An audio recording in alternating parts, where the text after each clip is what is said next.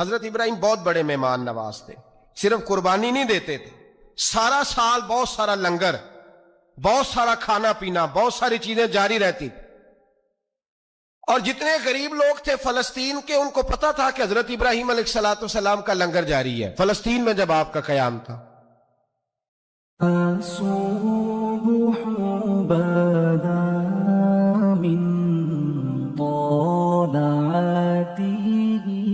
اپنے ایمان کی آبیاری کے لیے وائس آف ARQ کو سبسکرائب کریں اور بیل کے بٹن کو دبائیں۔ ایک دفعہ ڈھیروں مہمان آ گئے اور کھانے کو کوئی چیز نہیں۔ حضرت سارا اور جناب ہاجرہ دونوں اس وقت موجود تھیں۔ وہ کہنے لگی ابراہیم بہت سارے مہمان آ گئے تو کیا کریں؟ جناب سارا کہنے لگی کس طرح کر کے ان کی مہمان نوازی کرنی؟ اور حالات یہ ہے کہ قحط پڑا ہوا ہے فلسطین میں، مصر میں، دور دراز علاقوں میں۔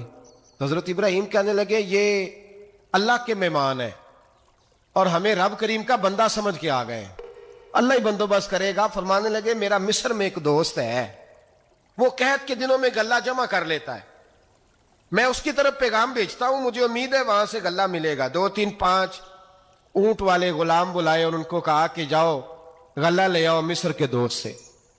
وہ لوگ کہتے ہیں ہم غلہ لینے گئے، وہاں جب پہنچے تو حضرت ابراہیم خلیل اللہ علیہ السلام کا پیغام دیا تو آپ کا وہ دوست کہنے لگا غلہ تو بے شمار تھا، مجھے خبر نہیں تھی کہ حضرت ابراہیم کا پیغام آئے گا، تو میں تو سارا تقسیم کر چکا ہوں، لوگ لے گئے، اب تو کوئی شے نہیں۔ اب وہ خالی آ گئے 5 کے 5 اونٹ۔ جب خالی آئے تو حضرت ابراہیم کی حویلی کی دیواریں چھوٹی چھوٹی تھیں، ان غلاموں میں سے، خادموں میں سے، آپ کے ان چاہنے والوں میں سے ایک کہنے لگا یار وہ غریب تو انتظار کر رہے ہوں گے کہ غلہ لینے گئے ہیں، ہمیں روٹی ملے گی۔ چھوٹی چھوٹی دیواریں ہیں، وہ جب دیکھیں گے نا خالی آ گئے تو انہیں تکلیف ہوگی، اس طرح کرو بوریوں میں ریت بھر لیتے ہیں، ریت بھر کے لے جاتے ہیں، بعد میں اندر رکھ کے انہیں سمجھا بہلا لیں گے یا حضرت ابراہیم کو بتائیں گے، وہ خود ہی ان لوگوں کی دلجوئی فرمائیں گے۔ اب غلہ کی جگہ ریت بھر کے اونٹوں پہ رکھ کے لائی گئی، لا کے بوریاں جب رکھ دی گئیں، حضرت ابراہیم علیہ السلام دوپہر کے وقت آرام فرما رہے تھے، بی بی سارا اٹھی، کہتی ہیں جب میں نے دیکھا نا کہ بوریاں پہنچ گئی ہیں تو گئی، غلام کو ساتھ لیا اور اس کو جب کھولا نا تو کہتی اتنی حسین گندم میں نے پہلے کبھی دیکھی نہیں تھی، اتنا پیارا دانا میں نے کبھی ملاحظہ ہی نہیں کیا تھا۔ فرماتی ہیں جب اس کو پیس کر چکی میں روٹیاں پکائیں تو خوشبو دور دور تک پھیل گئی، اعلیٰ غذا بنی، بڑے بڑے کھانے بیبیوں نے مل کے پکائے، چن دیے گئے۔ حضرت ابراہیم اٹھے تو لوگ کھانا کھا رہے، سجدہ شکر ادا کیا، اور جب سجدے میں گئے تو وہی آنے لگی، پھر رونے لگے۔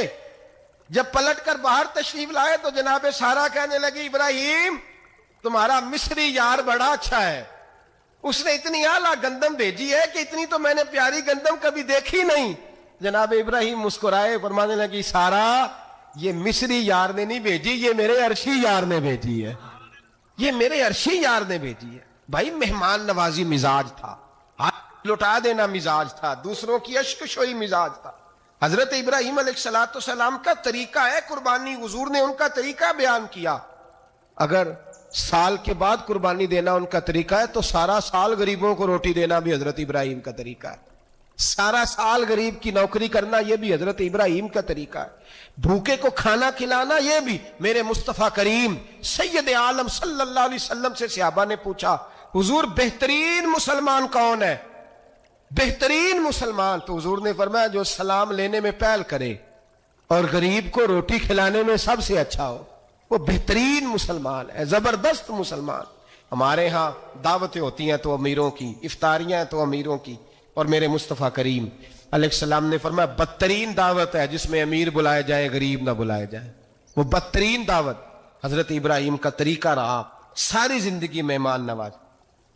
ایک وقت ایسا آیا کہ اللہ تعالیٰ نے حضرت ابراہیم کو بہت زیادہ مال عطا فرمایا، اتنے اونٹ گنے نہیں جاتے، گائیں اتنی زیادہ کہ شمار نہیں ہو، بکرے بکریاں اتنی زیادہ کہ شمار، بہت زیادہ مال اللہ نے عطا فرمایا۔ اور ابھی کچھ عرصہ پہلے آپ پیچھے جائیں نا تو جو لفظ مال تھا وہ روپے پہ تو بولا ہی نہیں جاتا، وہ جانوروں پہ بولا جاتا۔ بہت زیادہ مال اللہ نے دیا، بکریاں، گائیں، اونٹ، بیل، بڑا کچھ۔ رب کریم نے فرشتوں سے فرمایا کہ واتخذ اللہ ابراہیم خلیلا، ابراہیم میرا دوست ہے۔ تو فرشتے کہنے لگے یا اللہ جسے اتنا کچھ دیا جائے اس نے دوست تو بننا ہی ہوتا ہے، تو نوازا ہی پڑا ہے، اتنا مال، اتنے کھیت کھلیان، اتنا کچھ۔ اللہ کریم نے فرمایا جاؤ آزمائش کر لو، امتحان لے لو۔ فرشتہ امتحان لینے پہنچ گیا۔ حضرت ابراہیم کے جانور چر رہے ہیں چراگاہ میں، حضرت ابراہیم بھی ہیں، غلام بھی ہیں، بہت بڑا ریوڑ ہے، آپ تشریف فرمائیں۔ ایک فرشتہ آیا تو کھیت میں چھپ کے بیٹھ گیا اور بلند آواز سے کہنے لگا سبحان اللہ والحمد للہ ولا الہ الا اللہ واللہ۔ یہ تسبیح بڑی پسند ہے، محبوب نے ان کی فضیلت بیان کی۔ اب وہ حضرت سیدنا ابراہیم علیہ السلام کھڑے تھے تو وہ کھیت میں بیٹھ کے تسبیح پڑھنے لگا، سبحان اللہ والحمد للہ ولا الہ الا اللہ۔ حضرت ابراہیم کہنے لگے یہ میرے رب کا نام کون لے رہا ہے؟ بڑی اس کی میٹھی آواز ہے، بڑی، کون ہے؟ ڈھونڈنے لگے، گھومتے گھومتے اس کے پاس چلے گئے، فرشتہ انسانی شکل میں۔ تو میرے رب کا ذکر کر رہا تھا؟ اس نے کہا میں ہی کر رہا تھا۔ فرمانے لگے یار ایک دفعہ پھر نہیں کرتا؟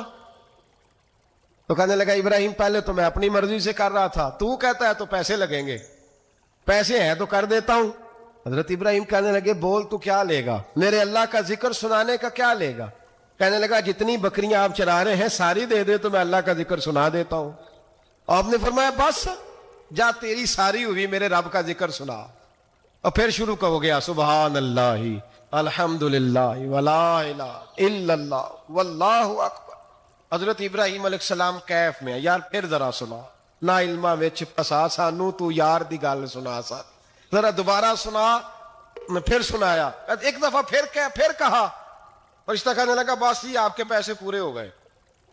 حضرت ابراہیم کہنے لگے چل ایک دفعہ اور سنا۔ کہنے لگا پیسے لگیں گے، تو کیا لے گا؟ کہنے لگا گائیں بھینسیں ساری میری۔ فرمایا بس یار اتنی قیمت، تو سنا صحیح، سارا کچھ ہی تیرا۔ پھر شروع ہو گیا سبحان اللہ والحمد للہ ولا الہ الا اللہ واللہ اکبر۔ گائیں دے دیں، بھینسیں دے دیں، وہ ذکر سناتا ہے۔ حضرت ابراہیم کبھی مچلتے ہیں، کبھی روتے ہیں، کبھی آہیں بھرتے ہیں، تو میرے رب کا نام لے رہا ہے، ذرا پھر سے لے۔ کیف جاری ہے۔ کہنے لگا بس بھائی۔ حضرت ابراہیم فرمانے لگے تو اور لے لے جو لینا ہے، مجھے ذکر سنا۔ اس نے کہا ابراہیم بکریاں میں لے چکا، گائے بھینسیں میں لے چکا، اونٹ رہ گئے، سارے لے لوں گا پھر ذکر سناؤں گا۔ فرمایا جا تیرا ہوا تو ذکر سناتا رہ، میں دیتا ہوں۔ دے دیا، کچھ دیر ذکر کیا تو اب خاموش ہو گیا۔ حضرت ابراہیم خلیل اللہ علیہ السلام فرمانے لگے ذکر سنا۔ کہنے لگا ابراہیم اب تیرے پاس دینے کو کیا ہے، ہر چیز تو میں لے چکا۔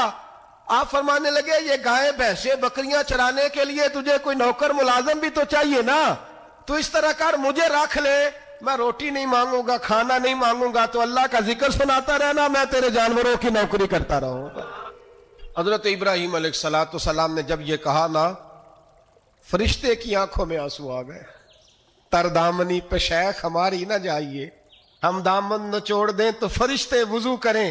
فرشتہ رو پڑا اور کہنے لگا ابراہیم مجھے سینے سے لگاؤ، آپ واقعی اس قابل ہے کہ اللہ آپ کو اپنا دوست بنائے، واقعی اس قابل ہے کہ رب آپ کو اپنا۔ حضرت ابراہیم علیہ السلام کا خدا سے محبت کرنے کا نرالا انداز، اور میرے بھائی یہی محبت انہیں میرے مصطفیٰ سے بھی تھی۔ ایک نبی گھر بنا رہا ہے، دوسرا بنوا رہا ہے، حضرت اسماعیل علیہ السلام پتھر اٹھا اٹھا کے لا رہے ہیں، جناب ابراہیم بنا رہے ہیں۔ جب خانہ کعبہ بن گیا تو کہنے لگے ربنا وابعث فیہم رسولا، اے اللہ اب اسے بسانے کے لیے اپنا آخری رسول بھی عطا فرما۔ نبی پاک فرماتے ہیں میں دعا ہوں حضرت ابراہیم کی، پر حضرت ابراہیم سے رب کریم نے فرمایا چل ابراہیم کوئی چیز دے، تو کہا یا اللہ تینوں ہی تیرے نام پہ قربان کرتا ہوں، تیری ہوئی ساری، ہر شے تیری۔ حضرت ابراہیم نے دین کے لیے، آپ شہر بابل کے قریب پیدا ہوئے تھے، وہاں سے مصر آئے، مصر سے فلسطین آئے، اور فلسطین سے آ کر کے کعبہ آباد فرمایا۔ زندگی سفروں میں گزری، سفر ایک تکلیف والی چیز ہے، پر حضرت ابراہیم نے وطن چھوڑ دیا، گھر چھوڑ دیا۔ جان بڑی عزیز ہوتی ہے، تو حضرت ابراہیم نے جب دین کے لیے نکلے تو جد و جہد کی، گھر کے اندر بھی گھر کے باہر بھی۔ آپ کے والد کا نام طارق ہے، وہ توحید پرست تھے، ایماندار تھے، پرہیزگار تھے۔ آپ کے چچا کا نام آزر ہے، وہ بت پرست تھے، بت بیچا کرتے تھے۔ حضرت سیدنا ابراہیم علیہ السلام جب میدان عمل میں نکلے تو حضرت ابراہیم علیہ السلام نے اپنے گھر سے جہاد شروع کیا، لڑنا پڑا گھر کے اصولوں سے، چچا نے جو رواج بنائے ہوئے تھے اس رواج سے ٹکرائے، فرمایا میں اپنے گھر کے اندر یہ بت پرستی نہیں ہونے دیں گا۔ چچا کو ایک دفعہ نہیں بار بار 100 دفعہ سمجھایا۔ آپ کا چچا بت بنا کے بیچا کرتا تھا، حضرت ابراہیم علیہ السلام تھوڑے بڑے ہوئے تو کہنے لگا کہ چلو میرے ساتھ، تم بھی بت بیچنے ہیں، ہمارا کاروبار ہے۔ حضرت ابراہیم ساتھ نکلے تو بت پکڑا ہے، گندے پانی کے اندر اس بت کو ڈبوتے ہیں، کہتے ہیں کسی نے خریدنا ہے تو خرید لو، نہ یہ نفع دے سکتا ہے نہ نقصان دے سکتا ہے، جو اپنا آپ نہیں بچا سکتا تمہیں کیا بچائے گا، خریدنا ہے تو خرید لو۔ چچا کہنے لگا تو کاروبار چمکا رہا ہے کہ تباہ کر رہا ہے۔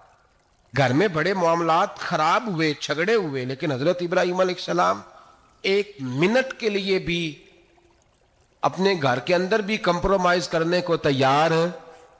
یہ تھوڑا مشکل میں نے پہلو چھیڑ دیا ہے، یہ تھوڑا مشکل پہلو چھیڑ دیا ہے۔ تھوڑا سمجھدار آدمی ہے پر بیوی سے پردہ نہیں کرا سکتا، سیانا ہے، پنچایت کا بندہ ہے، جو اس سے آپ کہیں گے وہ بات یہ سنائے گا، لیکن کہتا ہے نہیں جی میں نے کوشش کر لی ہے۔ کس قسم کی کوشش ہے صاحب، یہ کیسے ہو گیا؟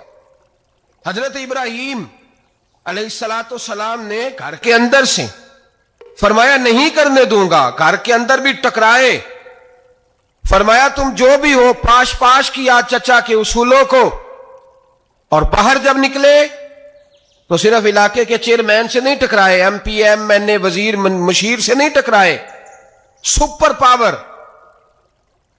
نمرود دنیا کا واحد حکمران تھا اس وقت، دوسرا کوئی حکمران ہی نہیں تھا، اکیلے حکمران سے جا کر ٹکرائے، کوئی ساتھ فوج نہیں تھی، کوئی ساتھ ان کے طاقت بظاہر دنیا داری کی کوئی نہیں تھی، پر حضرت ابراہیم جا کے ٹکرائے، اور میرے رسول پاک صلی اللہ علیہ وسلم نے سند بیان کی، فرمایا افضل الجہاد کلمۃ الحق عند سلطان الجابر، فرمایا سب سے افضل جہاد یہ ہے کہ تو ظالم بادشاہ کے سامنے کھڑے ہو کے حق بات بیان کر دے، یہ سب سے بڑا جہاد ہے، یہ سب سے افضل الجہاد کلمۃ الحق عند سلطان الجابر، سب سے بڑا جہاد۔ حضرت ابراہیم کھڑے ہو گئے، سپر پاور سے ٹکرائے۔ یہاں ہم لوگ حکمتوں کا شکار ہیں، دیکھیں گے، کریں گے، سوچیں گے، اور مولوی صاحب کو ویسے کہتے ہیں آپ پرہیز کریں سیاسی باتوں سے۔ بھئی اللہ کے ہر نبی نے جا کے وقت کے ظالم حکمران کو لتاڑا ہے، للکارا ہے، یہ تو مشن انبیاء ہے۔ حضرت سیدنا ابراہیم علیہ السلام نے جو اس کو جا کے کہا کہ تو جھوٹ بولتا ہے، تو جھوٹا ہے، تو خدائی کا دعویٰ کرتا ہے، تو بہت بڑا ظالم ہے، اور قرآن مجید نے اس ساری بات کو بیان فرمایا۔ حضرت ابراہیم علیہ السلام سے کہنے لگا میں رب ہوں، تو آپ نے فرمایا میرا رب تو وہ ہے جو زندہ کرتا اور مارتا ہے، تو پھر آپ حق بات بیان کریں گے تو اللہ مارے گا کہ بندہ مارے گا؟ کچھ بھی نہیں ہوتا، کیونکہ زندگی موت کس کے ہاتھ میں ہے؟ اللہ کے ہاتھ میں، زندگی موت اللہ، کچھ بھی نہیں ہوتا۔ انسان صحیح سمت کا تعین کرے اور صحیح چلے۔ حضرت علی شیر خدا سے کسی نے کہا تھا کہ آپ کے بڑی دشمنی ہے، کوئی محافظ رکھ لیں، آپ فرمانے لگے موت خود بہت بڑی محافظ ہے، وقت سے پہلے آتی ہی نہیں، بڑی محافظ ہے، وقت سے پہلے۔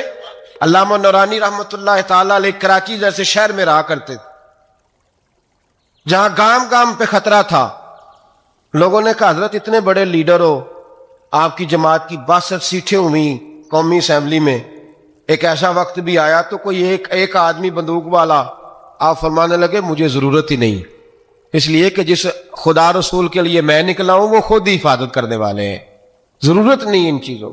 تو بھائی حضرت ابراہیم ٹکرائے، اور آپ کا انداز کیا ہے؟ جا کے کہا کہ تو نہیں، خدا وہ ہے جو زندہ کرتا، اور اس نے ایک بیوقوفوں جیسی دلیل دی۔ ایک آدمی کو کل پھانسی دینی تھی تو اس کو بلایا، کہنے لگا تجھے کب پھانسی ہے؟ اس نے کہا کل، کہنے لگا جا تجھے آزاد کیا، زندگی دی، اس کو چھٹی دے دی۔ ایک عام آدمی بیچارہ بیٹھا تھا، اس کو پکڑ کے نا کہنے لگا اس کی گردن اڑا دو، کہنے لگا دیکھ لو میں بھی زندہ کرتا اور مارتا ہوں، وہ جو کل مرنے والا تھا میں نے زندہ کر دیا ہے، اور جس کو پتہ ہی نہیں تھا کہ میں نے مرنا ہے اسے پکڑ کے میں نے مار دیا ہے۔ یہ بیوقوفوں جیسی دلیل ہے۔ حضرت سیدنا ابراہیم علیہ السلام چاہتے تو اسی وقت دلیل توڑ دیتے کہ تو کیا بیوقوفوں جیسی بات کر رہا ہے، اگر تو زندگی دیتا ہے تو مرے ہوئے میں جان ڈال کے دے جس کو تو نے مارا ہے۔ لیکن حضرت ابراہیم نے دیکھا کہ بیوقوف ہے، بیوقوفوں سے بحث نہیں ہوتی، دلیل بدل لی جاتی ہے۔ ان کی عقل کے مطابق بات کی جاتی ہے. حضرت ابراہیم فرمانے لگے میرا رب وہ ہے جو سورج مشرق سے نکالتا ہے اور مغرب میں غروب کرتا ہے. تو اگر رب ہے تو تو مغرب سے نکال کے مشرق میں غروب کر. فبہت الذی کفر، کافر لاجواب ہو گیا. اس کے پاس اس چیز کا کوئی جواب نہیں تھا. علامہ اسماعیل حقی نے ایک خوبصورت فقرہ لکھا ہے، خوبصورت جان ڈال دی ایک جملہ کہہ کے. حضرت سیدنا علامہ اسماعیل حقی رحمت اللہ علیہ فرمانے لگے چونکہ نمرود بیوقوفوں جیسی باتیں کر رہا تھا، اگر وہ یہ کہہ دیتا نا کہ میں سورج کو نکالتا ہوں مشرق سے، میں غروب کرتا ہوں معاذ اللہ مغرب میں نکالتا ہوں، تو آپ اپنے رب سے کہیے کہ وہ مغرب سے نکال کے مشرق میں غروب کرے. علامہ اسماعیل حقی فرماتے ہیں رب کریم کی آواز قدرت تھی. مالک حضرت ابراہیم علیہ السلام کے اس اگر وہ کہہ دیتا اور حضرت ابراہیم دعا کر دیتے تو رب کریم نے فرشتوں کو تیار بٹھایا ہوا تھا. فرمایا اگر یہ کہہ دے میرے خلیل سے کہ سورج مغرب سے نکال کے مشرق میں غروب کرنا ہے تو تیار رہنا، جس طرح خلیل کہیں گے ویسے ہی کر دیں گے. واتخذ اللہ ابراہیم خلیلا، ابراہیم ہمارا دوست جو ہوا، جیسے کہے گا ویسے کر دیں گے. حضرت سیدنا ابراہیم علیہ السلام کی باتوں کا جب جواب نہ دے سکا، دلیل نہیں بندہ دیتا، پھر لڑائی کرتا ہے، پھر جھوٹے موٹے اعتراض کرتا ہے. دلیل ختم ہوتی ہے تو لوگ ذاتیات میں اترتے ہیں، کہتے ہیں یہ کھانستا صحیح نہیں، دیکھتا صحیح نہیں. دلیل ختم، اب ذاتیات پہ اترے، کہنے لگے مجھے پتہ چلا ہے کہ یہ فلانی جگہ گیا تھا تو وہاں جا کے اس نے اس طرح کیا ہے. پھر لوگ ذاتیات پہ اترتے ہیں، جب دلیل کا جواب دلیل سے نہیں دے پاتے پھر ذاتیات پر اتر کر حملے کرتے ہیں. حضرت ابراہیم کے دلائل کا جواب نمرود نہ دے سکا تو کہنے لگا کہ اس کو آگ میں ڈال دو. قوم گئی ہوئی تھی ساری، آپ نے بات سنی ہوئی ہے، میں نے صرف اشارہ دینا ہے. میلے پہ تو حضرت سیدنا ابراہیم علیہ السلام نے سارے بت توڑ دیے، کلاڑا بڑے بت کی گردن پہ رکھا. واپس آئے، کہنے لگے بت کس نے توڑے ہیں؟ تو فرمایا اس سے پوچھ لو جس کی گردن پہ کلاڑا ہے. کہنے لگے یہ تو بول ہی نہیں سکتا. تو فرمانے لگے بڑے بیوقوف ہو، جو بولتا ہی نہیں، سنتا ہی نہیں، اپنا آپ نہیں بچا سکتا، اس کی پوجا کرتے ہو. کہنے لگے پکڑو، دلیلیں ختم ہو گئی، اس کو آگ میں ڈالو. بہت بڑی حویلی 45 فٹ مربع پہ مشتمل ایک حویلی بنائی گئی اور 45 فٹ اونچی. مختلف روایات، علامہ اسماعیل حقی کہتے ہیں کہ 3 مہینے تک نمرود نے کہا کہ اس کے اندر لکڑیاں ڈالو. لوگ پوچھنے لگے کتنی دنیا جلانی ہے؟ کہنے لگا بندہ تو ایک جلانا ہے، پر بندہ بڑا تگڑا ہے، ایک بندہ. 3 مہینے لکڑیاں ڈالی گئیں. اور لوگوں کی جو تہمات ہوتی ہیں نا وہ بڑی عجیب ہوتی ہیں. تہمات میں نے بڑی تفصیل سے رمضان المبارک میں گفتگو کی تھی. بدشگونی، تہمات لوگ لیتے ہیں. اس وقت بھی لوگ تہمات کا شکار ہو گئے. عقیدہ بگڑ جاتا ہے تو وہ عجیب و غریب باتیں کرنے لگتا ہے. تہمات کا شکار ہو گئے. بیبیاں نظر مانتی، میں بیمار ہوں، اگر صحیح ہو گئی تو اتنے من لکڑی دوں گی حضرت ابراہیم کی آگ جلانے کے لیے. ایک عورت لے کے جا رہی ہے لکڑیاں. ایک نیک دل آدمی نے اسے پوچھا کہاں جا رہی ہو؟ کہنے لگی میں نے منت مانی تھی تو حضرت ابراہیم علیہ السلام کو معاذ اللہ جلانے کے لیے لکڑیاں لے کے جا رہی ہوں. تو وہ رب کریم کے بندے کہنے لگے تو ڈھونڈتی رہے گی، تجھے وہ جگہ ملے گی نہیں. وہ بی بی کئی مہینے گھومتی رہی، جگہ ہی نہیں ملی جہاں لکڑیاں ڈالی، ماری گئی. تہمات کا شکار ہوئے بہت سارے لوگ. تہمات کا بھائی، تہمات دین کے اندر منع ہے. تہمات دین میں کوئی نظر ماننا، کوئی کسی بزرگ کے مزار پہ جا کے سالے ثواب کے لیے کوئی چیز ماننا، یہ تو درست ہوا.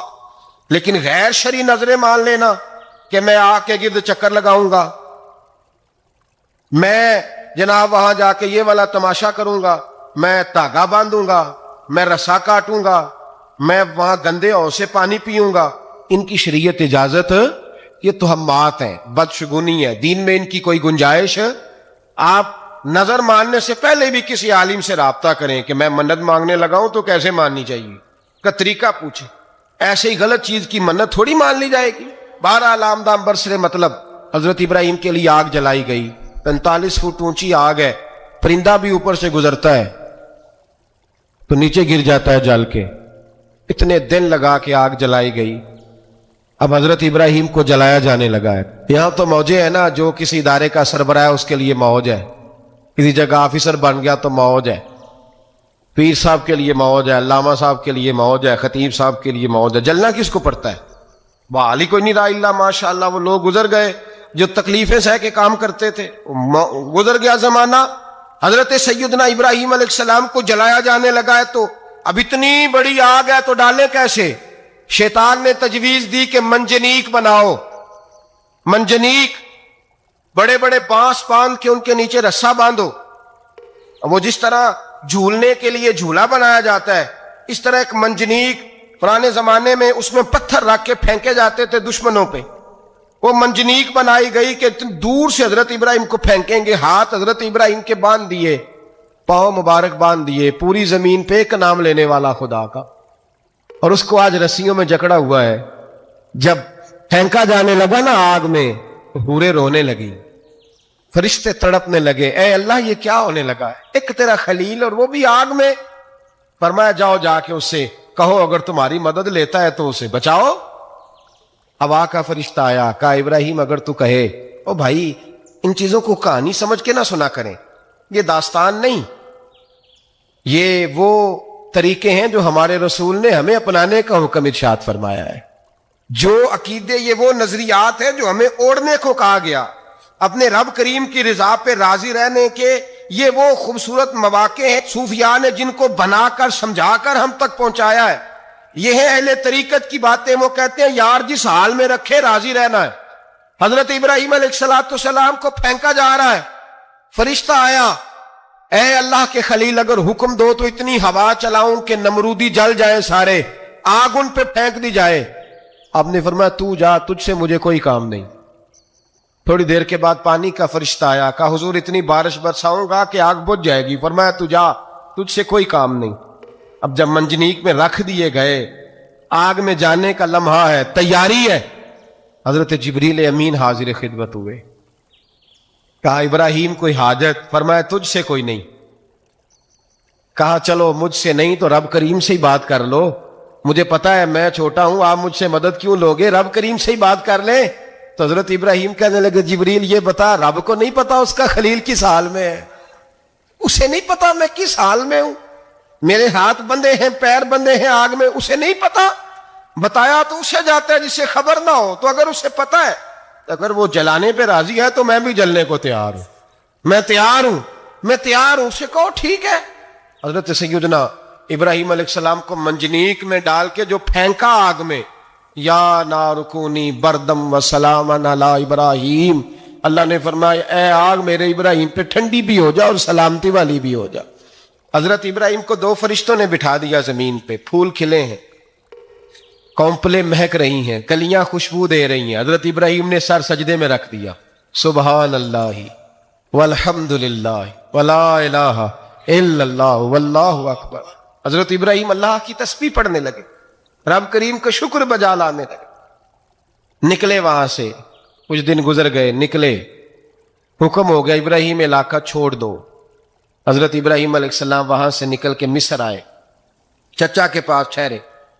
انہوں نے اپنی بیٹی جناب سارہ کا نکاح کر دیا. کچھ آگے بڑھے تو ایک ظالم بادشاہ سے ٹکرائے. اس نے ایک شہزادی, ایک بادشاہ کی بیٹی قید کی ہوئی تھی, جناب ہاجرہ نام تھا, ان کو قید سے چھڑا کے ساتھ لائے. حضرت لوط علیہ السلام بھی ساتھ. یہ 4 لوگوں کا قافلہ چلا, فلسطین میں جا کے پڑاؤ ڈالا, گھر بار چھوڑا, تبلیغ شروع ہوئی. حضرت ابراہیم کے گھر میں 2 خواتین ہیں, ایک آپ کی بیوی ہیں, ایک حضرت ہاجرہ ہے. اولاد کوئی نہیں, بڑا میوہ ہے میٹھا. گھر وہی آباد ہوتا ہے جس میں بچے روتے ہیں, گھر ہوتا ہی وہ ہے جس میں بچوں کی چنچناہٹ ہوتی ہے, پھن بناہٹ ہوتی ہے. حضرت ابراہیم نے ایک بچہ روتے ہوئے دیکھا تو آنکھوں میں آنسو آئے, کہنے لگے ربی حب لی من الصالحین, یا اللہ مجھے بھی نیک اولاد عطا کر دے. حضرت سارہ نے سن لیا, کہنے لگی ابراہیم شاید میرے بطن سے تو آپ کو نصیب نہیں, ہاجرہ سے نکاح کر لو. جناب ہاجرہ سے نکاح ہوا. اللہ تو بڑا بے نیاز ہے, رب کریم نے حضرت اسماعیل جیسا خوبصورت بیٹا عطا فرمایا. بیٹا کالا سیاہ بھی ہو تو سینے کی ٹھنڈک ہوتا ہے, پر یہ تو وہ بیٹا ہے جس کی پیشانی میں نور محمدی چمکتا ہے صلی اللہ علیہ وسلم. حضرت سیدنا اسماعیل علیہ اتنے خوبصورت, اب جس بیوی کے یہاں بیٹا تھا، بیٹھنا اٹھنا بھی زیادہ اس کے پاس، آنا جانا بھی اس کے پاس، توجہ ادھر ہو گئی. جناب سارا رشک کرنے لگی. ایک دن کہنے لگی اسے چھوڑ آ جنگل میں، وادی غیر ذی زرع، مکے کے پاس. بھائی ایک بیٹا عالم دین بنا لو. کہنے لگا روٹی کہاں سے کھائے گا؟ تیرے 5 بیٹے ہیں، کو حافظ قرآن بنا، کہتے روٹی کہاں سے کھائے گا؟ وہ بچہ بھی کہتا ہے میں کہاں سے کھاؤں گا. حضرت ابراہیم علیہ السلام تو چند مہینے کا بچہ چھوڑ آئے، تو کہاں سے روٹی کھائی حضرت اسماعیل نے؟ کہاں سے کھائی ان کی اماں نے روٹی؟ کیونکہ مر جاتے ہیں یہ سارے. میں بڑی ذمہ داری سے کہا کرتا ہوں کہ جتنی خوبصورت روٹی اللہ کریم دین کے خادموں کو عطا کرتا ہے شاید کسی اور کے نصیب ہوتی ہو، لیکن ہم لوگ توجہ ہی نہیں کر رہے. ہمارا ذوق ہی نہیں بن رہا، ہم یہ محنت ہی نہیں کر رہے کہ قوم کو مستند علماء کی ضرورت ہے. علاقوں کے علاقے خالی ہیں، ادھر ہمارا مزاج ہی نہیں بن رہا، توجہ ہی نہیں دین کی خاطر. اور پھر چلے بچے تو بات کی بات ہے نا، جو ابھی خود جوان ہے وہ بھی یہ دعا. ایک صاحب مجھے کہنے لگے میں دعا مانگ رہا ہوں اللہ مجھے بیٹا دے تو میں اسے دین پہ لگاؤں گا. تو میں نے کہا آپ بھی بوڑھے نہیں ہوئے، آپ خود ہی لگ جائیں. بیٹا تو ابھی آئے گا تو لگے گا نا. تو آپ تو اس وقت ہے تو آپ تو پہلے لگے نا صاحب. 2 گھنٹے تو نکال کے آئے، دین سیکھنے کو کافی ہے. آپ اتنی لمبی سوچ رہے ہیں کہ بچہ آئے گا تو بڑا ہوگا تو وہ جائے گا تو دیکھی جائے گی. ابھی تو آپ ہیں تو آپ تو آؤ. حضرت ابراہیم نے بچہ وہاں چھوڑا. یہاں سے جو عمرہ کرنے لوگ جاتے ہیں نا، جو حج کرنے جاتے ہیں، ان کو پتا ہے کہ وہاں دنیا کی ہر نعمت ملتی ہے، پھر بھی ڈبل ٹرپل پیسے لوگ جیبوں میں ڈال کے جاتے ہیں. حضرت ابراہیم جب وہاں لے کے گئے تو کوئی انسان نہیں تھا، پانی کا قطرہ نہیں تھا. 2 کلو کھجوریں، ایک مشکیزہ. بیوی کو تھمایا. ہمارے گھر میں ہزاروں چیزیں پڑی ہیں لیکن وہ جو توکل ہے نا وہ ختم ہو گیا ہے. اللہ دے گا، حلال حلال پہ قناعت کرے، جائز جائز پہ بھروسہ کرے، رب کریم عطا کرنے والا ہے، وہ مزاج ختم ہو گیا. حضرت سیدنا ابراہیم علیہ السلام 2 کلو کھجوریں، ایک مشکیزہ پانی کا دے کر کے اور وہاں بٹھایا آپ نے اپنے بچے کو اور اپنی زوجہ جناب ہاجرہ کو، اور بٹھا کر کے یہ واپس پلٹنے لگے تو حضرت ہاجرہ سلام اللہ علیہ نے آواز دی، کہا ابراہیم کس کے سہارے پہ چھوڑ کے جا رہے؟ جہاں اب زمزم کا کنواں ہے نا، جو لوگ گئے ہیں انہوں نے صفا مروہ کی صحیح کی ہے، صفا مروہ سے باہر نکلے نا، سرکار کی ولادت کا مقام ہے، اس جگہ پہ آب زمزم کا کنواں تھا. وہاں حضرت سیدنا ہاجرہ کو بٹھایا. کوئی چیز نہیں، کوئی درخت نہیں، کوئی کھیت نہیں، کوئی پانی نہیں، کوئی کنواں نہیں. وہاں بٹھایا اور بٹھا کر کے نکلنے لگے تو جناب ہاجرہ فرمانے لگی ابراہیم کس کے سہارے پہ چھوڑ کے جا رہے ہو؟ کہنے لگے اللہ کے سہارے پہ. تو پاک باز بی بی نے ایک لفظ پوچھا، کہا ابراہیم یہ میرے رب کا حکم ہے؟ یہ میرے بس جن کا عقیدہ توحید مضبوط ہو ان کے لیے ایک جملہ کافی ہوتا ہے، یہ میرے اللہ کا حکم ہے؟ تو جناب ابراہیم علیہ السلام فرمانے لگے ہاجرہ ہاں رب کا حکم ہے. جب یہ لفظ کہے تو چاہیے تھا نا حضرت ابراہیم تسلی دیتے، تو بی بی صاحبہ تسلی دینے لگی. عرض کرنے لگی ابراہیم اگر اللہ کا حکم ہے تو پھر آپ ہماری فکر نہ کرنا. اگر یہ رب کا حکم ہے تو پھر ہماری فکر نہ کرنا. جس رب نے ہمیں یہاں تک پہنچایا ہے وہ ہمیں کبھی بھی ضائع نہیں فرمائے گا، پھر فکر نہ کرنا. حضرت ابراہیم آ گئے. بات آپ نے سنی ہوئی ہے، اشارہ کرنا مقصود ہے. 13 سال میں چلے مان بھی لیا جائے بعض روایات کی روشنی میں کہ آتے جاتے بھی رہے، لیکن مکمل دیکھ بھال اپنے بچے کی پرورش میں پورا حضرت ابراہیم علیہ السلام کا کردار، سارا کردار ماں کا تھا. میں جب خواتین کے بارے میں کوئی بات کرتا ہوں تو میں آپ کو اکثر کہتا ہوں کہ یہ صرف بیوی کے لیے حکم نہیں ہوتا، یہ ٹریننگ بیٹی کو دینی ہے اور بہن کو دینی ہے. یہ تربیت کرے اپنے گھر میں. میں تجربے کی روشنی میں یہ بات عرض کیا کرتا ہوں کہ بھائی بچے باپ کے فرما بردار اس وقت ہوتے ہیں جب اماں انہیں باپ کا فرما بردار کرتے ہیں، اور بچے باپ کے نافرمان بھی تب ہوتے ہیں جب اماں انہیں باپ کا. میں نے اپنے کانوں سے سنا ایک دفعہ ایک بچہ اپنے باپ سے کہہ رہا ہے آپ نے تو ساری زندگی باہر گزار دی، پیسے کمانا کون سا مشکل کام ہے، دکھ سکھ تو سارے اماں نے برداشت کیے، سکولوں میں وہ جاتی تھی، فلانا کام وہ کرتی تھی، فلانا کام. اب یہ سوچ اس کی ذاتی تو نہیں، یہ اس کو دی گئی ہے. اور اگر اس کو یہ سوچ دے دی جائے کہ اماں کہے کہ میں تو اپنوں میں رہی ساری زندگی، میں نے تو اپنوں میں وقت گزارا، اور تیرا باپ تو کئی دفعہ جنازے بھی نہیں پڑھ سکا, نے تو ماں باپ ایسے دفن کر دیے.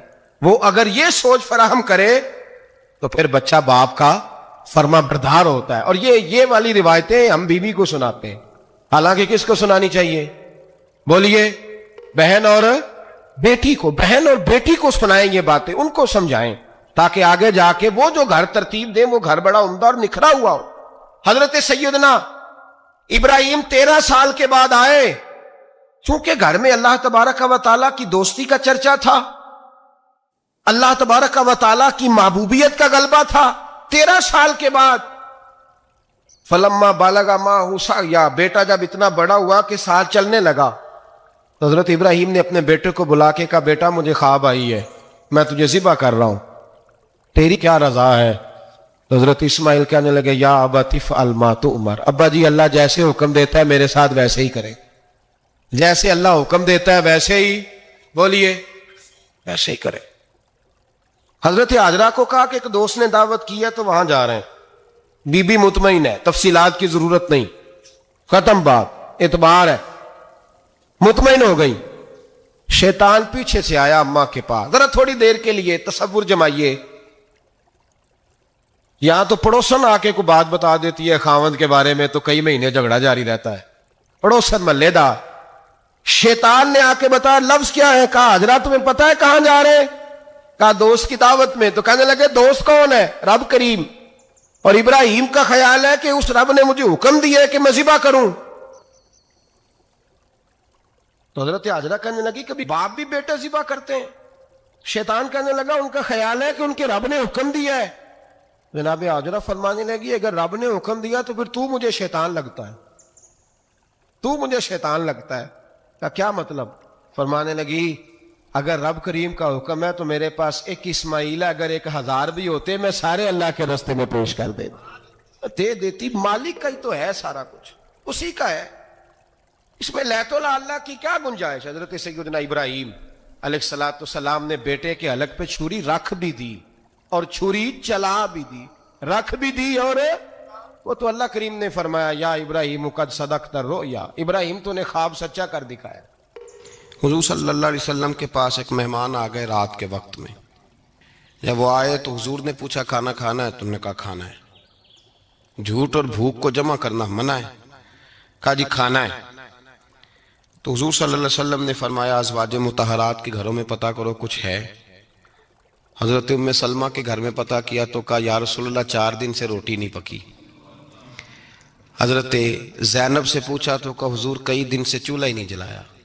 حضرت عائشہ صدیقہ, حضرت میمونہ, حضرت سودا, تمام گھروں سے بظاہر یہ 2 جہاں کے شاہ ہیں, پر پاس کچھ رکھتے نہیں. 2 جہاں کی نعمتیں ہیں ان کے خالی ہاتھ میں, ہر چیز ہے پر فقر اختیاری ہے. کوئی شے نہ ملی تو نبی پاک صلی اللہ علیہ وسلم نے مسجد میں اعلان کیا, فرمایا کون ہے جو میرے مہمان کو روٹی کھلائے؟ ان لفظوں کا حسن کوئی حسن والا ہی سمجھ سکتا ہے. فرمایا کون ہے جو میرے مہمان کو کھانا کھلائے؟ تو ایک صحابی لے گئے اور اٹھے, وہ صحابی جو صحابہ میں غریب تھے, ایک انصاری جو غریب آدمی تھے. بہت زیادہ امیر آدمی اللہ کی راہ میں خرچ نہیں کر پاتا, اس کے لیے مشکل ہو جاتا ہے. اس کے لیے بہت امیر آدمی جو ہوتا ہے نا, وہ جتنا زیادہ امیر ہوتا ہے نا اتنی دیوار اس کے گرد کھڑی ہو جاتی ہے پیسوں کی, مشکل ہو جاتا ہے اس کے لیے. غریب آدمی کھڑے ہوئے, اگرچہ میرے محبوب کے غلاموں میں جو بڑے امیر تھے وہ بھی خرچ کرنے میں بڑے آگے تھے. حضرت عثمان غنی رضی اللہ تعالیٰ عنہ, حضرت عبد الرحمن ابن عوف, حضرت ابو بکر صدیق رضی اللہ. لیکن یہ غریب آدمی کا حضور میں لے جاؤں گا, میں لے کے جاؤں گا. اور یہ بخاری مسلم ہے. حضور نے فرمایا لے جاؤ. وہ اب صحابی گھر لے گئے اور بیوی سے مشورہ کیا, بات پہ غور کرنا, ہر چیز کی بھوک دیکھی جا سکتی ہے, بچوں کی نہیں دیکھی جا سکتی. وہ انصاری حضور کے مہمان کو گھر لے گئے, جا کے بیوی سے مشورہ کیا, کہا بھلی مانس گھر میں کچھ ہے؟ تو اس نے کہا تھوڑا سا بچوں کے لیے کھانا رکھا ہے. بچوں کے لیے. بچے تو بزدل کر دیتے ہیں, بچے تو آدمی کو بزدل کر دیتے ہیں, بچے تو مار دیتے ہیں, کلیجہ پھٹ جاتا ہے بچہ بھوکا ہو تو, نیند نہیں آتی. اب صحابی اپنی بیوی سے کیا کہتے ہیں؟ کہتے ہیں بچوں کو بہلا کے سلا دے, اور رسول اللہ کے لیے نہیں, رسول اللہ کے مہمان کے لیے. بھائی نبی پاک کے لیے نہیں، حضور کے تجھ سے در در سے سگ اور سگ سے ہے مجھ کو نسبت، میری گردن میں بھی ہے دور کا پٹکا تیرا، تجھ سے در در سے سگ سگ سے ہے مجھ کو نسبت۔ لمبی بات ہے کہ بچوں کو سلا دو، بی بی نے بچوں کو سلا دیا تو میاں بیوی کا مشورہ ہوا کہ مہمان کے ساتھ بیٹھ کے روٹی کھانا بھی سنت ہے۔ تو اب مہمان کے ساتھ بیٹھ کے کھانا بھی ہے تو کھانا ہے ایک دو آدمی کا، اب خاوند اپنی بیوی کو تیار کرتا ہے کہ میں بھی کھانے پہ بیٹھ جاؤں گا، تو بھی بیٹھ جانا، اور جب مہمان کھانے میں ہاتھ ڈال لے تو اٹھنا، کہنا او ہو دیا تو صحیح کیا ہی نہیں، ابھی بجھ جائے گا، اور جا کے دیا بجھا دینا، ہم ہاتھ ہلاتے رہیں گے، مہمان روٹی کھاتا رہے گا۔ اور یار اس درد کو، اس کیف کو سمجھو، گھر میں بچے بھی بھوکے، بچوں کی ماں بھی بھوکی، بچوں کا باپ بھی بھوکا، دسترخوان پہ روٹی لگ گئی، روٹیاں چون ڈالیں، بی بی اٹھی کہنے لگی او ہو چراغ تو صحیح کیا ہی نہیں، یہ تو بجھ جائے گا۔ حوصلے مند بی بی جس نے بچے بھوکے سلا دیے، وہ بھوکے سوئے ہوئے بچوں کی بھوکی اماں اٹھی اور اپنے خاوند کی تابع داری میں اٹھی، میں گڈی تے ہتھ ڈور سجن دے، وہ جنج رکھے اونج رہنا ہے، اٹھی اور اس نے دیا ٹھیک کرنے کے بہانے بجھا دیا، مہمان روٹی کھاتا رہا اور رسول اللہ کے نوکر قربانی دیتے رہے، وہ روٹی کھا کے سیر ہو کے بستر بچھایا تو سو گیا۔ یہ میاں بیوی ساری رات بچوں کی طرف دیکھتے رہے اور غور کرتے رہے اور راضی رہے کہ ہم نے حضور کا فریضہ نبھایا ہے۔ قربان جاؤں محبوب پہ، بے خبر ہو جو غلاموں سے وہ آقا کیا ہے۔ وہ صحابہ وہ اگر قربانیاں دیتے تھے تو جو اعزاز ملتا تھا وہ بھی بڑا شان والا ہے۔ صحابی کہتے ہیں میں فجر کی نماز پڑھنے مسجد آیا، پہلا قدم رکھا تو میرے کریم بولے، حضور نے فرمایا رات جو تو نے اور تیری بیوی نے عمل کیا ہے خدا کو بھی بڑا پسند آیا ہے، محمد مصطفیٰ کو بھی بڑا پسند آیا۔ اور پھر ایک لفظ اور ہے حدیث میں، ایک روایت میں کچھ جملے اور بھی ہیں۔ حضور نے فرمایا جب تو اور تیری بیوی رات مہمان کے ساتھ احسار کر رہے تھے نا تو عرش کا مالک تمہیں مسکرا کے دیکھ رہا تھا، رب تمہیں دیکھ کے مسکرا رہا تھا، رب تمہیں دیکھ کے مسکرا، تر دامنی پہ شیخ ہماری نہ جائیے، ہم دامن نہ چھوڑ دیں تو فرشتے وضو کریں۔ فرمایا وہ مسکرا رہا تھا کہ میرے بندے میرے رسول کی رضا کے لیے کیا کر رہے ہیں۔ اور صاحب دیکھو نبی پاک کے لیے نہیں، خاندان کے لیے نہیں، خاندان نبوت کے لیے نہیں، حضور کے نہ سمجھیں یار، اس پہلو کو سمجھیں، نبی پاک کے بریلی کے امام بول پڑے، فرمانے لگے تجھ سے در سے سگ سے ہے مجھ کو نسبت، تجھ سے در سے ساگ کتے کو کہتے ہیں فارسی میں۔ فرماتے ہیں محبوب تیرا دروازہ اور دروازے پہ کتا اور کتے کے پاس میں بیٹھا ہوں، چلو کتے کے پاس تو بیٹھا ہوں نا، میری گردن میں بھی کوئی تو پٹکا آیا ہی ہے نا، تجھ سے در سے سگ اور سگ سے ہے مجھ کو نسبت، چلو میری گردن میں بھی ہے دور کا پٹکا تیرا۔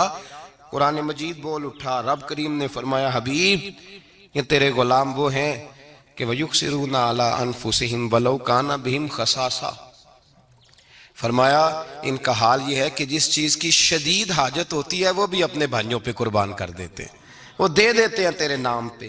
جب مکے والے مدینے آئے انصار مدینہ تو میرے مصطفیٰ کریم نے فرمایا نہ تمہاری نسلیں ایک ہیں نہ قبیلے ایک ہیں، لیکن تمہارا نبی ایک ہے، تمہارا رسول ایک، خدا ایک، کتاب ایک، تمہارا میری وجہ سے رشتہ ہے، چلو اپنے بھائیوں کے ساتھ احسار کرو، چلو احسار کرو۔ اگر کسی کے 2 مکان تھے تو اس نے ایک اس کو دے دیا جو مکے سے آیا تھا، 2 باغ تھے تو ایک دے دیا، کسی کے پاس ایک تھا تو آدھا بانٹ کے دے دیا، ہر چیز تقسیم کر دی۔ حالات بدل جاتے ہیں، حالات بدل جاتے ہیں، تلک الایام نداولھا بین الناس، اللہ لوگوں کے درمیان دن بدل دیتا ہے، حالات بدل گئے، بڑا مال غنیمت آیا، بنو نزیر کا علاقہ فتح ہوا تو میرے رسول پاک صلی اللہ تعالی علیہ وسلم نے انصار مدینہ کو اکٹھا کیا، فرمایا بھئی مال اب بڑا آ گیا ہے، 2 باتیں، یہاں تو اس طرح کرتے ہیں کہ میں ان کو کہتا ہوں جو مکے سے آئے تھے کہ جتنی تمہاری جائیدادیں باغ انہوں نے لیے ہیں واپس کر دیتے ہیں تمہیں، اور جو مال آیا ہے وہ بھی تم میں سے آدھا دونوں کے درمیان بانٹ دیتے ہیں، یا جیسے تمہارا دل چاہے، تمہارے مال بھی واپس کرتے ہیں اور جو وہاں سے مال آیا وہ تمہارے بیچ بانٹ دیتے ہیں، یا اگر تم کہو تو یہ مال ان کو دے دیتے ہیں مہاجرین کو، اور تمہیں تمہارے مال واپس مل جاتے۔ حضور نے پوچھا انصار مدینہ سے، حضرت سعد بن معاذ، سعد بن عبادہ تڑپ کے کھڑے ہوئے، عرض کی محبوبہ میں تو ابو بکر کو جانتا ہی نہیں تھا، حضور مجھے کیا پتا عمر کون ہے، میں کیا جانوں عثمان غنی مولا علی کی عظمتوں کو، محبوبہ میں نے تو تجھے ان کی طرف مسکرا کے دیکھتے ہوئے دیکھا ہے، تیرا جلوہ دیکھا ہے، تجھ سے در در سے سگ سگ سے ہے مجھ کو نسبت، یا رسول اللہ صلی اللہ علیہ وسلم ہم سے مشورہ نہ کریں، آپ اس طرح کریں جو جائیدادیں ہم نے انہیں دی ہیں وہ بھی ان کے پاس رہنے دیں، اور جو مال آیا ہے وہ بھی ان میں تقسیم کر دیں، اس لیے کہ ہمیں تو بس اتنا پتا ہے کہ یہ آپ کے غلام ہیں، آپ کے نوکر ہیں، ہمیں اس سے زیادہ کسی چیز کے کوئی غرض، بس آپ کے غلام ہے، بات ختم ہو گئی۔ حضور خاموش ہو گئے۔ صحابہ کہتے ہیں دیر کے بعد ہم نے کہا فیصلہ ہونا چاہیے، فیصلہ پتہ کیا ہوا؟ حضور نے ہاتھ اٹھائے، کہا اے اللہ میرے مدینے والوں پہ رحم فرما، اے اللہ میرے انصار پہ رحم فرما، اللہ ان کے جذبے قبول فرما۔ بھائی اصحار والی زندگی وہ کیا بات ہوئی کہ میں نے بڑی قربانی دی ہے، اور جب تک تو قربانی نہیں دیتا تو قدر والا نہیں ہوتا۔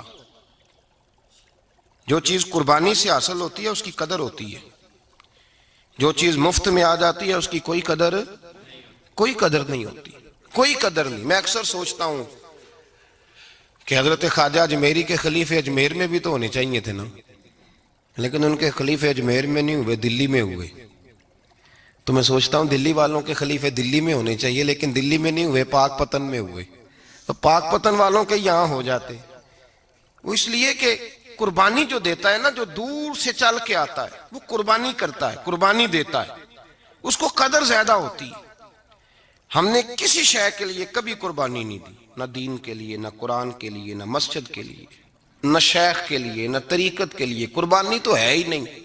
تو جو شے مفت ملتی ہے اس کا نہ مزہ آتا ہے نہ قدر ہوتی ہے۔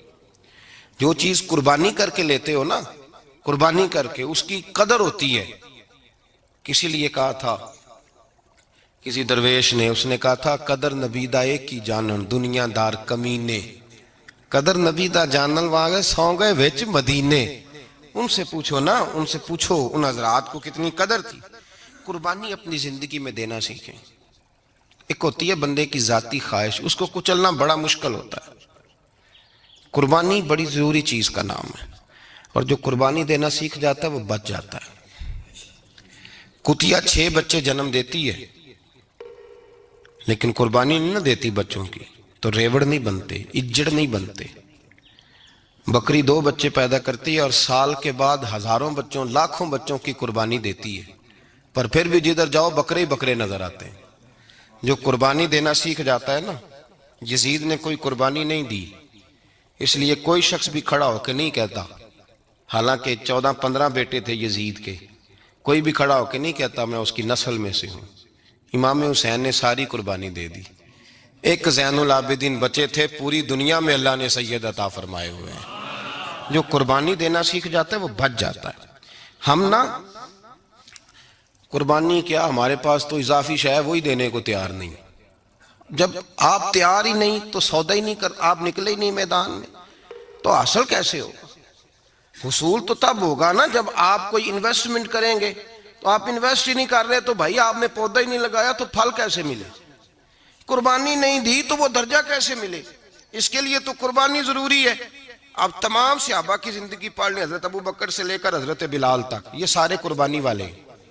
آپ تمام اولیاء کی صفت پڑھ لیں، حضرت غوث اعظم، جیلانی، داتا علی اجویری، خواجہ معین الدین، یہ سب قربانی والے لوگ ہیں۔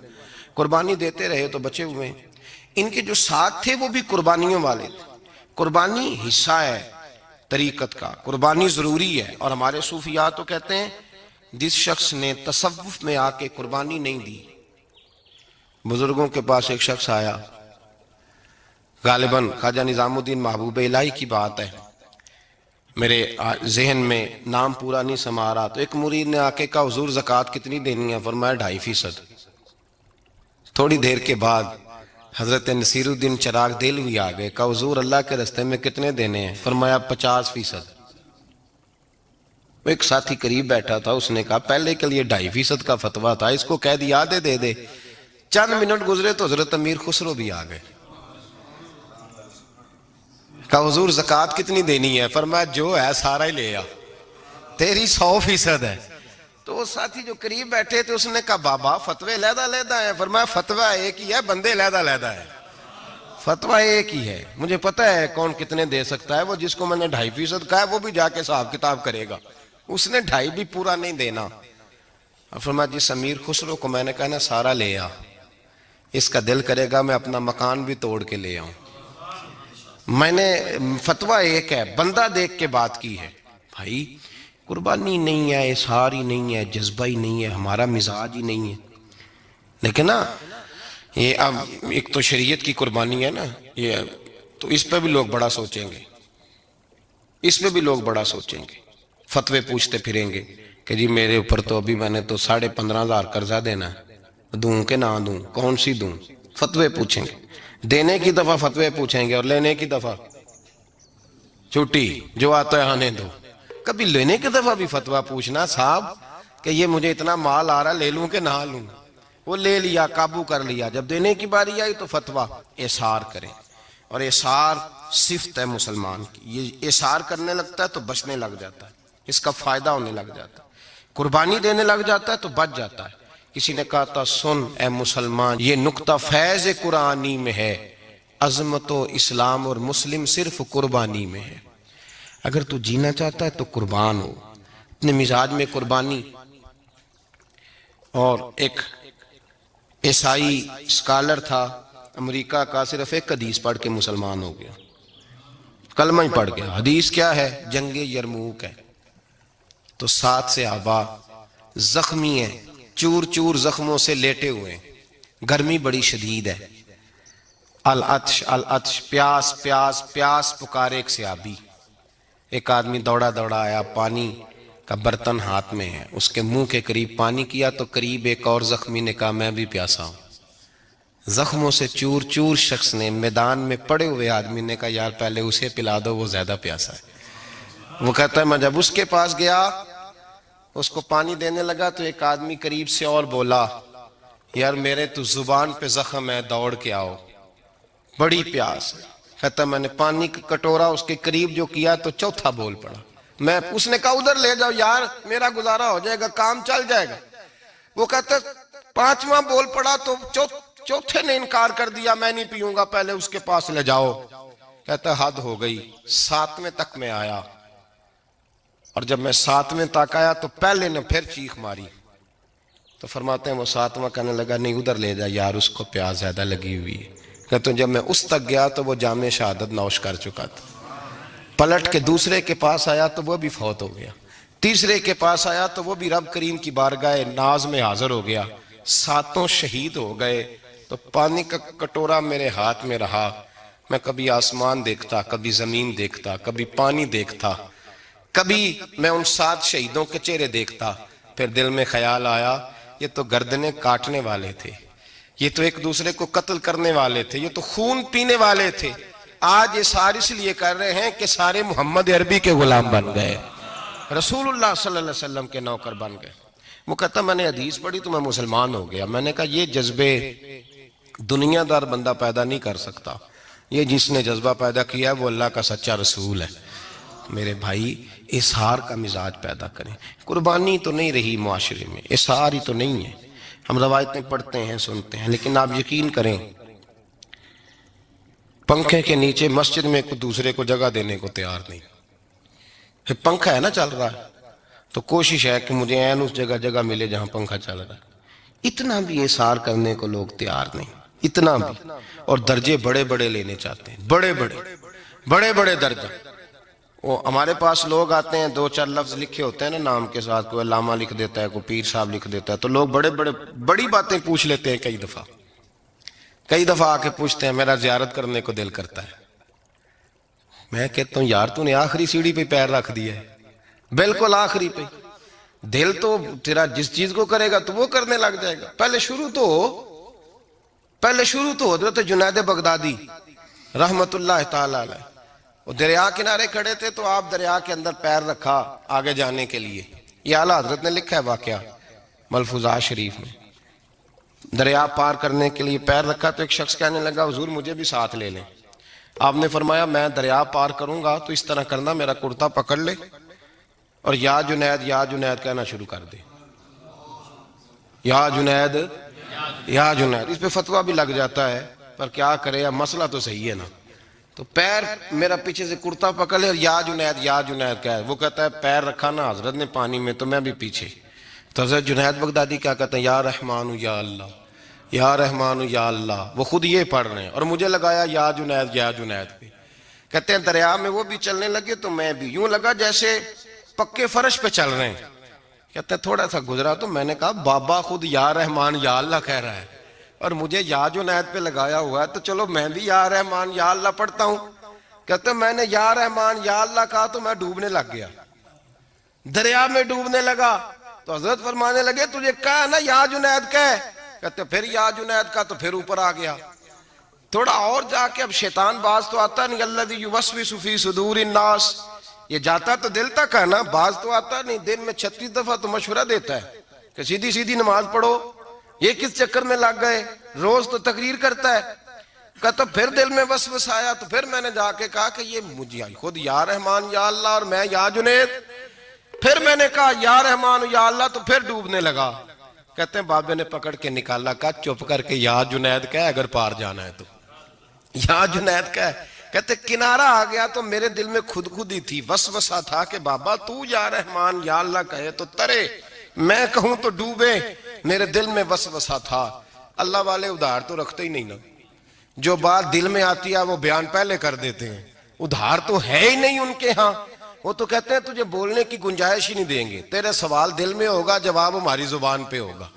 یہ تو چکر ہی نہیں نا، بالکل کوئی کھاتا ہی نہیں. رب کریم کا بندہ تو بات ہی وہ کرتا ہے جو کو دل میں لے کے آتا ہے. فرماتے ہیں جیسے ہی میرے دل میں یہ وسوسہ تھا حضرت جنید بغدادی رحمت اللہ تعالی علیہ باہر نکل گئے تو پلٹ کے میری طرف دیکھا اور مسکرا کے فرمانے لگے بیٹا جنید تک تو پہنچ لے، اللہ تو ابھی بڑی دور ہے. ابھی جنید تک تو پہنچ جا، ابھی تو جنید تک نہیں پہنچا، ابھی تو میرے تک تو پہنچ جا، اللہ تو ابھی بڑی دور ہے. تو ڈائریکٹ ہی وہاں تک جانے لگا ہے، شروع تو ہو ابھی. تو یہاں لوگ سیدھا ہی آ کے کہتے ہیں زیارت کرنی ہے. مجھے ایک صاحب کہنے لگے جی میں نے ایک پیر صاحب کے بارے میں سنا ہے ان کی بیعت ہوتے ہی بندے کو نبی پاک کا دیدار ہو جاتا ہے. میں نے کہا ٹھہر جا ذرا، اس کو بھی کہہ بریک پہ پیر رکھے، بیعت کرتے ہی دیدار ہو جاتا ہے. یہ کوئی لوٹ سیل ہے؟ زندگی گزر جاتی ہے انسان کی، مر جاتا ہے، اور جس کو حضور کا دیدار ہو پھر بچ جائے، پھر قائم رہے، پھر اس کی زندگی نہ بدلے، پھر اس کا دنیا سے کوئی تعلق رہ جائے. یہ پوچھ ابو بکر صدیق سے جنہیں دیدار ہوا تھا، جب دیدار ہوا تو یار رہا ہے، باقی کوئی شے بھی نہیں رہی، پھر محبوب رہے اور کچھ بھی نہیں بچتا. تو وہ کس طرح کا ہے جو دیدار بھی کراتا ہے اور پھر کہتا جاؤ دکان بھی کھول لو جا کے؟ یہ کیسی بات ہے؟ وہ ایک منزل ہے، وہ اپنی جگہ پہ آ کے آتی ہے. اور یہی بہتر ہے کہ پردوں میں وہ پردہ پوش رہے. وہ اگر پردے اٹھا دے تو کسے ہوش رہے، پھر مشکل ہو جاتا ہے معاملہ، مشکل ہو جاتا ہے. تو بھائی یاد رکھیں، قربانی دینا سیکھیں، اثار کرنا سیکھیں اور صفر سے شروع کریں. زندگی میں ہم لینے کے چکر میں پڑ جاتے ہیں تو نقصان اٹھاتے ہیں. عقل کے گھوڑے کم دوڑائیں، محبت کے ساتھ عمل زیادہ کریں، دماغ کا استعمال کم کریں اور عمل زیادہ کریں، زیادہ عمل کریں. ورنہ شیطان تو نماز بھی نہیں پڑھنے دے گا، وہ تو کہے گا کہ جناب چلو ٹھیک ہے اللہ نے معاف ہی کر دینا ہے نا. وہ تو کچھ بھی نہیں کرنے دے گا. دماغ کا استعمال کم کریں اور عمل زیادہ کریں، جد و جہد زیادہ کریں، اظہار کریں، قربانی کریں. اپنی زندگی میں کریں، کسی کے لیے کچھ اظہار کریں، کسی کو کچھ دیں. یہ جو ہم اولاد کے لیے قربانی دیتے ہیں نا، تو یہ قربانی نہیں ہوتی، یہ لالچ ہوتا ہے، یہ سودا ہے. پتہ ہے آپ کو، یہ سودا ہے. ہم بچپن میں ان کی خدمت کریں گے، یہ بڑھاپے میں ہماری خدمت کریں گے. تو یہ تو تجارت ہے، یہ کوئی اصول نہیں. میرے بچے بڑے ہو گئے تو مجھے خیر صلی اللہ، یہ تجارت ہے بھائی، یہ تجارت ہے، یہ قربانی نہیں، تو تجارت ہے. یہ آپ جو کر رہے ہیں یہ تو کمیٹی ڈال رہے ہیں آپ، اور چونکہ نیت یہ ہوتی ہے خدمت کی تو پھر نصیب والوں کو خدمت ملتی ہے، قسمت والوں کو ملتی ہے. ورنہ بچے کہتے ہیں ابا جی ٹھیک ہے آپ نے ہماری خدمت کی تو سارے کرتے ہیں، آپ نے کوئی نوکی تھوڑی کی ہے. چھٹی، آپ وہاں بیٹھیں، چائے ملے گی وقت پہ پہنچے گی، لیکن آپ مداخلت نہ کریں کسی چیز کے اندر. تجارت نہ کریں، اظہار کریں، قربانی کریں۔ ہمارے صوفیاء یہ کہتے ہیں اولاد سے بھی توقع نہ کرو خدمت کی، نہ توقع کرو، بس یہ کہو کہ میرا رب مجھے بڑھاپے۔ دیکھیں نا نبی پاک صلی اللہ علیہ وسلم نے دعا مانگی، اے اللہ ارذل العمر ہونے سے بچا، عمر کے اس حصے سے بچا جس میں دوسروں پر انسان بوجھ بن جاتا ہے، دعا مانگی۔ تو یہ لالچ بھی نہ کبھی زندگی میں رکھیں کہ میری فلاں آدمی خدمت کرے گا، یہ لالچ بھی برا ہے، اس پر بھی توجہ نہ کریں۔ اپنی دنیا آپ پیدا کر اگر زندوں میں ہے، سر آدم ہے، ضمیر کن فکاں ہے زندگی، یاد رکھیں۔ ہوش آنے سے لے کر اپنا یہ ذہن بنا لیں کہ میں آج سے اپنے آپ کو خود چلاؤں گا، میں سایہ دوں گا، بھکاری مان کے کبھی کسی سے سہارا مانگوں گا نہیں، سہارا دیں، کسی کے لیے قربانی دیں، اظہار کریں، جد و جہد کریں۔ جو چیز آپ کے بس میں ہے وہ تو ہے، جو بس میں نہیں اس میں بھی کوشش کرنے کی آپ کوشش کریں، تگ و دو کریں۔ قربانی سے انسان سنور جاتا ہے، بن جاتا ہے۔